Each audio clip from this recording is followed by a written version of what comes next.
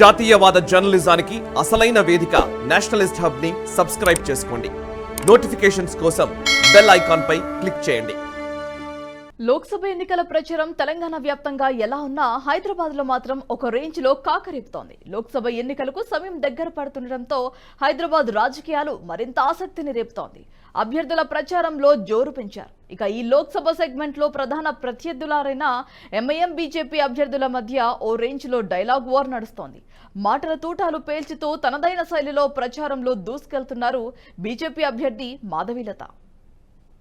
హైదరాబాద్ లో కాకరేపుతున్న రాజకీయాలు, పోటాపోటీగా అభ్యర్థుల ప్రచార జోరు, ఎంఐఎం బీజేపీ అభ్యర్థుల మధ్య డైలాగ్ వార్, ఓవైసీపై విమర్శలు ఎక్కుపెడుతున్న మాధవీలత.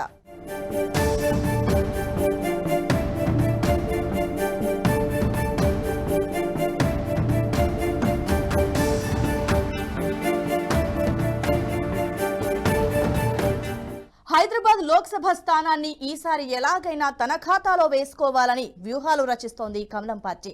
ఏళ్ల తరబడి హైదరాబాద్ ఎంపీ స్థానంపై తిష్ట వేసిన అసదుద్దీన్ ను ఓడించాలని, బీజేపీ జెండా ఎగరేయాలని పకడ్బందీ వ్యూహాలతో కమలదళం ముందుకెళ్తోంది. అధిష్టాన వ్యూహ రచనకు అనుగుణంగా పాత బస్తీ వీధుల్లో పర్యటిస్తూ ముమ్మర ప్రచారాన్ని నిర్వహిస్తున్నారు ఆ పార్టీ ఎంపీ అభ్యర్థి మాధవీలత. తన ప్రత్యర్థైన ఎంఐఎం అధినేత సిట్టింగ్ ఎంపీ అసదుద్దీన్ ఓవైసీపై విమర్శలు ఎక్కుపెడుతూ తనదైన శైలిలో ప్రచారంలో దూసుకెళ్తున్నారు. ఈసారి హైదరాబాద్ సెగ్మెంట్ లో ఎగిరేది బీజేపీ జెండానేనంటూ ధీమా వ్యక్తం చేస్తున్నారు.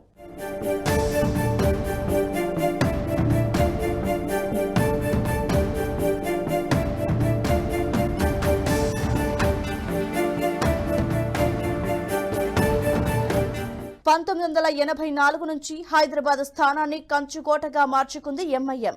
1952 నుంచి ఇప్పటి వరకు మొత్తం 17 సార్లు లోక్సభ ఎన్నికలు జరగ్గా అందులో 10 సార్లు ఎంఐఎంఏ విజయాన్ని సాధించింది.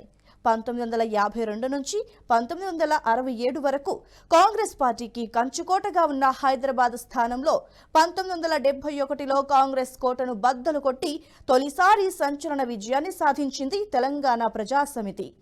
అనంతరం 1977, 1980 లోక్సభ ఎన్నికల్లో తిరిగి తన స్థానాన్ని నిలబెట్టుకుంది కాంగ్రెస్. ఆ తర్వాత 1984లో హైదరాబాద్ లోక్సభ స్థానం నుంచి స్వతంత్ర అభ్యర్థిగా సుల్తాన్ సలావుద్దీన్ ఓవైసీ బరిలోకి దిగి విజయాన్ని సాధించారు. తదనంతరం 1989లో జరిగిన ఎన్నికల నుంచి ఈ స్థానాన్ని ఓవైసీ కుటుంబమే ఏలుతూ వస్తోంది. 1984 నుంచి 1999 వరకు సుల్తాన్ సలావుద్దీన్ ఎంపీగా కొనసాగితే ఆ తర్వాత 2004 నుంచి ఇప్పటి వరకు 4 పర్యాయాలుగా అసదుద్దీన్ ఓవైసీ ఎంపీగా కొనసాగుతున్నారు. అయితే ఈసారి ఎలాగైనా ఓవైసీకి చెట్పెట్టి హైదరాబాద్ పార్లమెంట్ స్థానాన్ని తన ఖాతాలో వేసుకోవాలనుకుంటుంది బీజేపీ.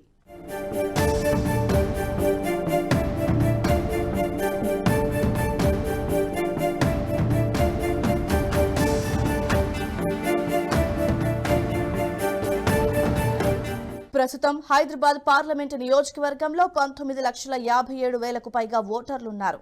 ఇందులో ఎక్కువగా మైనార్టీ ఓట్లు ఉండడంతో ఓవైసీకి బాగా కలిసి వస్తోంది. అయితే గత 2 పర్యాయాలు మాత్రం ఎంఐఎంకు బీజేపీ గట్టి పోటీనిస్తూ వస్తోంది. ఇక ఈసారి మాత్రం హైదరాబాద్ స్థానంలో కాషాయ జెండా ఎగరేయాలని గట్టి సంకల్పంతో ఉన్న కమలనాథులు అందుకు తగ్గట్టుగానే అడుగులు వేస్తూ షెడ్యూల్ కంటే ముందే అభ్యర్థిని ప్రకటించింది.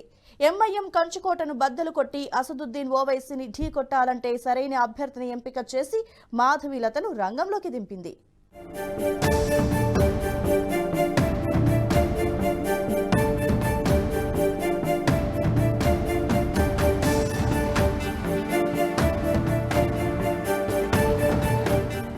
రాజకీయాల్లో అడుగు పెడుతూనే ఫైర్ బ్రాండ్ నాయకురాలిగా గుర్తింపు పొందారు మాధవీలత. పాత బస్తీలో హిందూ ధార్మిక కార్యక్రమాలు నిర్వహించడం ద్వారా బీజేపీ నాయకత్వం దృష్టిని ఆకర్షించి ఎంపీ టికెట్ సాధించింది. విరించి హాస్పిటల్స్ ఎండీగా ఉన్న మాధవీలత సామాజిక కార్యక్రమాలతో ప్రజలకు చేరువయ్యారు. ఓల్డ్ సిటీపై మాధవీలత మంచి పట్టు సాధించారు. సోషల్ మీడియాలో కూడా ఆమెకు మంచి ఫాలోయింగ్ ఉంది. ఇలా అన్ని విధాలుగా అందొచ్చిన అవకాశాలను అందిపుచ్చుకుంటూ ప్రచార పర్వంలో తనదైన శైలిగా ముందుకు సాగుతున్నారు మాధవీలత.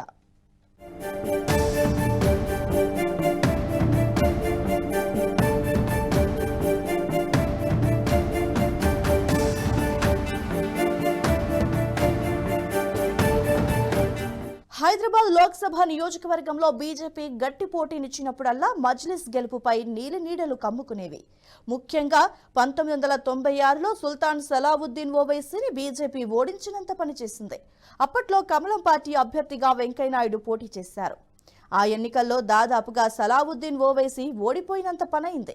ఓవైపు మజ్లిస్ తెహ్రీక్ బచావో ముస్లిం ఓట్లను చీల్చడంతో ఇక తమ ఓటమి ఖాయమని మజ్లిస్ పార్టీ నేతలే భావించిన పరిస్థితి ఏర్పడింది. అప్పట్లో బీజేపీని ఓడించేందుకు భారీగా హిందూ ఇండిపెండెంట్లను రంగంలోకి దింపారు. అయితే అదే సమయంలో తెలుగుదేశం పార్టీ రెండుగా చీలిపోవటం, టీడీపీతో పాటు లక్ష్మీ పార్వతి, టీడీపీ కూడా పోటీ చేయడంతో ఈ రెండు పార్టీల మధ్య హిందూ ఓటర్లు చీలిపోయారు. దీంతో వెంకయ్యనాయుడు ఓటమి పాలయ్యారు. ఇక 1999లోనూ హిందూ ఐకాన్ లీడర్ బద్దం బాలరెడ్డి పోటీ చేసినప్పుడు హిందూ పోలరైజేషన్ బలంగా జరిగింది.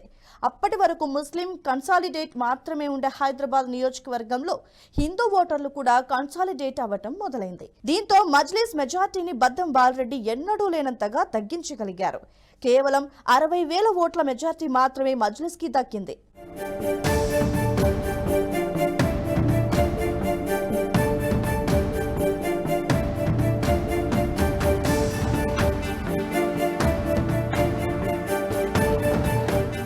హైదరాబాద్ పార్లమెంటు ఎన్నికల సరళిని గమనిస్తే బీజేపీ తరపున బలమైన నేతలు పోటీ చేసినప్పుడు మజ్లిస్ ను ఓడించినంత పని చేశారు. బద్దం బాలరెడ్డి, వెంకయ్యనాయుడు వంటి నేతలు పోటీ చేసినప్పుడు ఓవైసీ కుటుంబం గట్టి పోటీని ఎదుర్కొంది. అందుకే ప్రస్తుతం కూడా మాధవీలతను బరిలోకి దింపింది బీజేపీ. హిందూ లీడర్ గా మాధవీలతకు మంచి ఫాలోయింగ్ ఉంది. సోషల్ మీడియాలో ఫాలోవర్స్ తో ఫుల్ జోష్ లో ఉన్న మాధవీలత అదే స్టైల్లో జనంలోకి కూడా దూసుకెళ్తున్నారు. జనాల నుంచి కూడా మంచి రెస్పాన్స్ వస్తుండటంతో అదే జోష్లో ప్రచారంలో దూసుకెళ్తున్నారు. మాధవీలతకు వస్తున్న ఆదరణతో ఎంఐఎం కూడా రంగంలోకి దిగి తన ప్రచారాన్ని కొనసాగిస్తోంది. ఇన్నాళ్లు హైదరాబాద్ లో విజయం నల్లేరు మీద నడక అనుకున్న ఓవైసీకి ఇప్పుడు షాక్ల మీద షాక్లు తగులుతున్నాయి. ఓవైపు రామబాణంలా మాధవీలత దూసుకొస్తుంటే మరోవైపు ఈసీ ఓట్ల తొలగింపుతో ఓవైసీకి గట్టి ఎదురు దెబ్బ తగిలింది. హైదరాబాద్ పార్లమెంటు పరిధిలో భారీగా నకిలీ ఓట్లని ఈసీ తొలగించింది. ఈసారి హైదరాబాద్ పార్లమెంటు నియోజకవర్గంలో ఓవైసీకి గడ్డు పరిస్థితులు తప్పేలా లేవని విశ్లేషకులు అంచనా వేస్తున్నారు.